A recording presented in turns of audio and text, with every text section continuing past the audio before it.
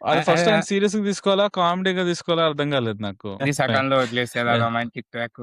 ఈ story follow అవ్వాలా? ఈ స్టోరీ ఫాలో అవ్వాలా? రెడ్డిట్‌కి ఈ గాయపడ్డ ఈ 3 సింహాలు. పగొడిగాళ్ళకి. ఆడు వచ్చాడంటే పెద్ద తలనొప్పరా. వచ్చేసాడు రాడు, వచ్చేసాడు రాడు. సో హాయ్ గైస్, గాయపడ్డ సింహం చూసి గాయపడ్డ ఈ 3 సింహాలు. పగొడిగాళ్ళకి చూడటానికి వచ్చినందుకు చాలా థ్యాంక్స్. సో రివ్యూ మొదలు పెట్టేద్దాం.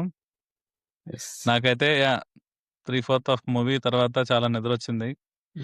ట్రైలర్ చూసి I thought at least NRI based movie exciting ఉంది ప్రిమైస్ అనుకున్నా. ఎన్ఆర్ఐస్ గురించి వెరీ లిమిటెడ్ ఉంది. దాన్ని పెట్టుకొని ఇంకోటి ఏదో వాడుకోవడం ట్రై చేశారు. కామెడీ సెటప్లు అవి కొంచెం బాగానే ఉన్నాయి. కేజీఎఫ్ స్టైల్లో సెటప్ పెట్టి అదంతా డ్రైవ్ చేయటం. బట్ ఎక్కడో నథింగ్ హ్యాపెనింగ్ అలా వెళ్తుంది కానీ ఏమీ అవ్వట్లేదు అన్న ఫీలింగ్ అయితే వచ్చింది. ఏదో ట్రై చేశారు పోలీసులు పెట్టి దీని తర్వాత అది దాని తర్వాత ఇది అని. బట్ ఆ హుక్స్ నాకు ఎక్కలా. Yeah. Acting was decent. అందరూ మంచి ప్రామినెంట్ యాక్టర్లే.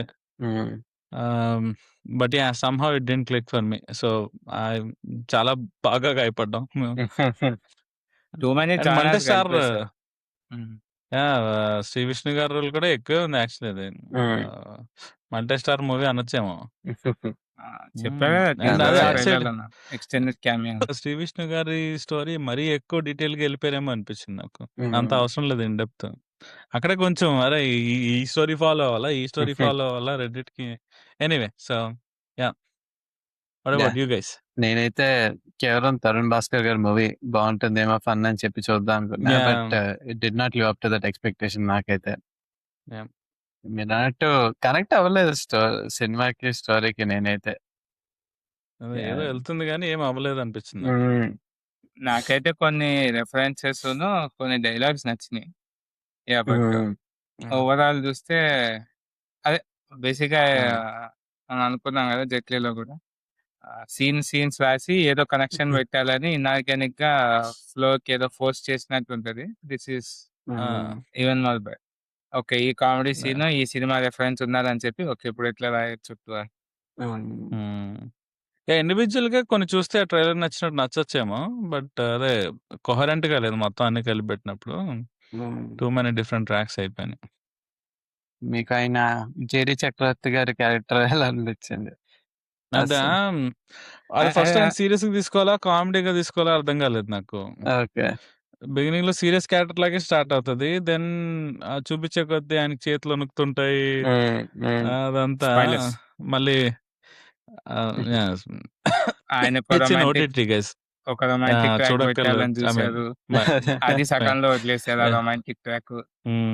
ఆయన మళ్ళీ 360 And, డిగ్రీస్ టర్న్ చేసి లాస్ట్ లో మంచి కూడా ఇచ్చారు. చెప్పేసా అన్ని చెప్పేసా. ఒకటి కొంచెం డిఫరెంట్ గా నాకు మంచిగా అనిపిస్తుంది అంటే దాన్ని ఎక్కువ పుష్ చేసి ఉండొచ్చు. ఇంకొంచెం అతి చేస్తే కామెడీ బాగొచ్చేద్దాం. అంత పెద్ద గోండా అయినా గానీ కస్టమర్ సర్వీస్ కోసానికి ఆడు ఎదురు తిడుతున్నా కానీ okay sir, very good sir. అదే బిట్స్ అండ్ పీసెస్ గా movie was good. But overall గా ఏ ట్రాక్ ఫాలో అవ్వాలి, ఎందుకు ఫాలో అవ్వాలనేది అంత కలవలే. ప్రాబబ్లీ వాళ్ళు ఎడిటింగ్ టేబుల్ మీద కూర్చున్నప్పుడు వాళ్ళకి ఆ ఫిల్లర్స్ మైండ్ లో ఉంటాయి కాబట్టి కనెక్ట్ అయిపోయిందని ఫీల్ అయి ఉంటారు. మనకు ఆ బ్యాక్గ్రౌండ్ స్టోరీ లేదు కాబట్టి మిస్ అయ్యి ఉండొచ్చు. మన ముగ్గురు ఒపీనియన్స్ చెప్పేసాం. అండ్ మా ఒపీనియన్స్ వినండి, మర్చిపోండి. ఛానల్ పేరు పొగడిగాళ్ళు. సో సీరియస్ గా తీసుకోమాకండి. మీరు సినిమా చూడండి, ఓటీటీలో ఉంది. నచ్చితే కమెంట్స్ లో చెప్పండి, నచ్చకపోతే ఎందుకు నచ్చలేదో కమెంట్స్ లో చెప్పండి. వెళ్ళే లోపల సబ్స్క్రైబ్ చేసుకోండి, లైక్ కొట్టండి. నెక్స్ట్ వీడియోలో మళ్ళీ కలుద్దాం. Bye bye. Until then, take care. Bye Bye-bye. Bye. ఆడు వచ్చాడంటే పెద్ద తలనొప్పరా. వచ్చేసాడు రాడు, వచ్చేసాడు రాడు, వచ్చేసాడు రాడు.